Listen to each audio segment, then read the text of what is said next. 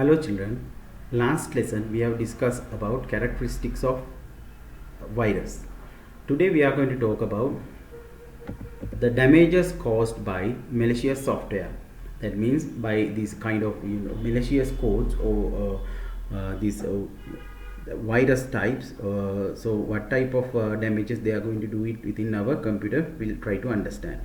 Deletion, hiding or modification of data information. So sometimes the files are not there to find it within our computer, sometimes it's hidden, we can't find it. Sometimes our files modified without our consent. Creation of new files and the folders that do not belongs to the user. Sometimes new folders files we can see within our computer which we didn't create. Deletion, malfunction or alteration of the software behavior. Sometimes the software is not there, sometimes not working, coming off, not running, so that kind of problems arise. Decrease the efficiency of the computer, so computer will get very slow and reading always the hard drive or storage device getting long time to do the process or works. Shut down the computer or restart again and again without our consent. If computer sometimes can be shut down because of this malicious software problems, or restart again and again. Unusual behavior in the computer networks. Everybody knows what is a computer networks. That is a connection between several computers, such as a sudden disconnection or malfunction of the network and inability to work with the network as usual. If you have a network, so you can't share the things within your computers. Sometimes connection will be disconnected or we cannot communicate. Unusual reduction in the capacity of the storage devices. So we can see our hard disk capacities goes low, only limited number of free space available. And the next topic is possible solution to avoid minimizing the harm caused by malware. So first thing is, children, we can install virus guard or virus software, and we can you need to update it regularly. So then if you have a antivirus software, so it will protect our computer from many sides. Open an external storage device only after scanning it for a possible viruses. So that if you are connecting pen drive, external hard drive, so you can scan it using antivirus software, then you can clean it, so it is not it will protect our computer from that type of threats. Activate firewalls and make right settings. That means, children, firewall we use it to mainly protect our computers from hackers. The hackers mostly will come through these networks and sometimes kind of malware attacks also. If using internet, always access secure websites only. So whenever you want to open website, some antivirus software mark whether it is harmful or not, that websites. Okay, then if that is marked it is a good website, so you can use it. If that is marked it is harmful, so better not to open. Do not open blacklisted website shown by the antivirus software. Sometimes very dangerous websites are there, so not better to open that if that is listed, or either if that is marked. Do not click on pop-ups that suddenly appear on the screen. Sometimes when you are in the internet, so it display another web pages without our consent, so that that is not good method to click on those. Better you close it.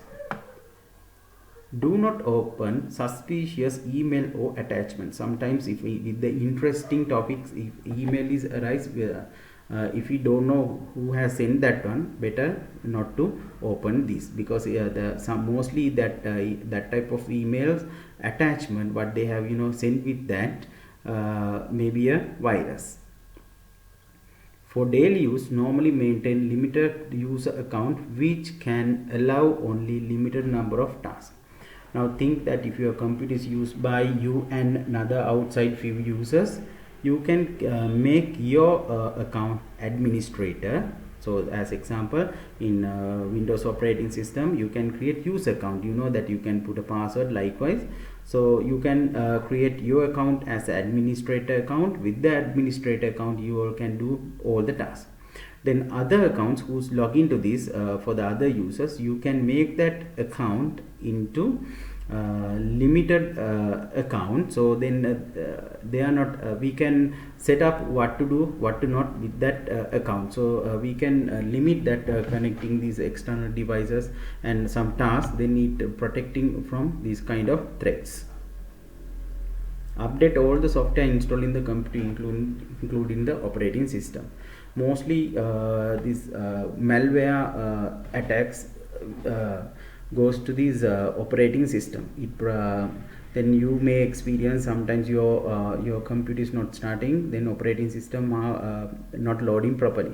So then because sometimes when operating system consists of some coding errors, or that is called bugs, so they can come easily. So then if you install if you updated your operating system and other software into latest one, sometimes you can stop that kind of threats. The last point is about use only the original copy of licensed software. If you are using a licensed software, so you need to purchase it and use it. Then those company will give you updates whenever available. Use of pirated software maybe lead to the spread of malicious software. That means, children, so if your computer consists of pirate copies, that means not the original copy, local copy, somebody have hacked or cracked one. So those type of cracked versions, virus can be attacked. So next one is keeping backups. That means, children, so important files you can copy into like CD, DVD, and external hard drives, or these pen drive, okay, kind of these storage devices you can use to keep copy of important files. Then if there is a problem within your computer, after formatted your computer, then you can use you can copy that file, you can use it again. So next one is access controls. That means, children, so you can whenever people will open computers, you can limit it using certain methods. We will see what are these. Providing software solution for access control. It means the method and services provided by the several software to control access to the computer and the safeguarded resources. So the first point is about that storing and using strong, difficult to guess password. That if you use to your computer when logging password, better use at least minimum 8 character combination of capital, simple letters, numbers, and the symbols. So people who can't guess it, so then it is difficult to guess and open your computer. Creation of the suitable user accounts. Now, as I said here, you can use limited user account, and the administrator you can keep it under your control. So those who are logging to your computer, other users that can keep limited user accounts. Encryption, we will see what is encryption. I will read this note, then you can understand. So by following above mentioned method, not only used to access to the computer can be controlled, but also data and information can be protected from the sudden losses. So that if you use this kind of technique, so it's hard to open and attack by these viruses. So what is encryption means? Encryption is another way to protect data. Encrypted data cannot be read and understood even if it is fall into wrong hands. This method is adapted especially when the sensitive data is to be communicated. In some software like word processing softwares, they have provided to apply a password, children. Then those files people cannot see, but if somebody can guess, and or by doing many techniques they can open these files. but encrypted one, it's very hard to open it, because those encrypted password included files, very difficult to open and read it back. And next method is to protect our computers, use of physical locks for access control.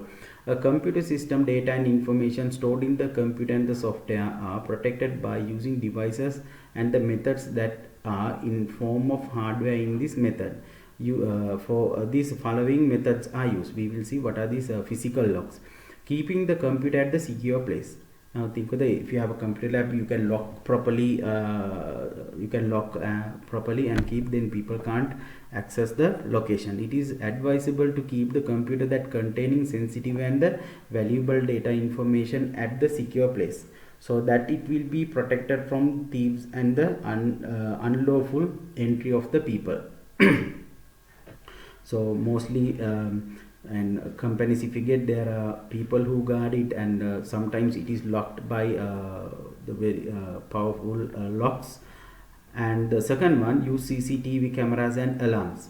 So if you have CCTV camera, so it monitor, and same time you can see it whether these threats will come or not, like thieves who are unwanted people.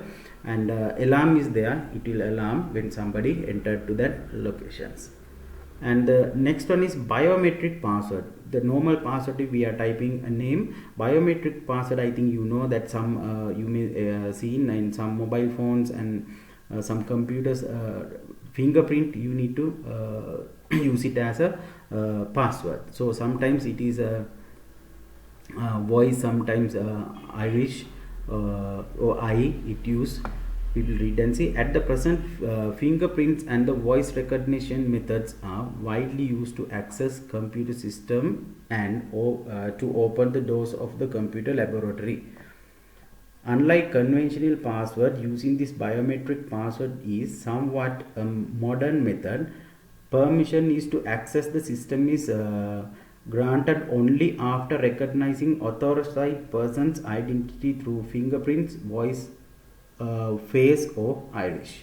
So these are new modern techniques rather than normal password using these biometric passwords. So children, this is the end of this unit. So then you need to please read it again and clear several times. You read this note again and keep it in your mind. This is a very important practical lesson. Thank you children.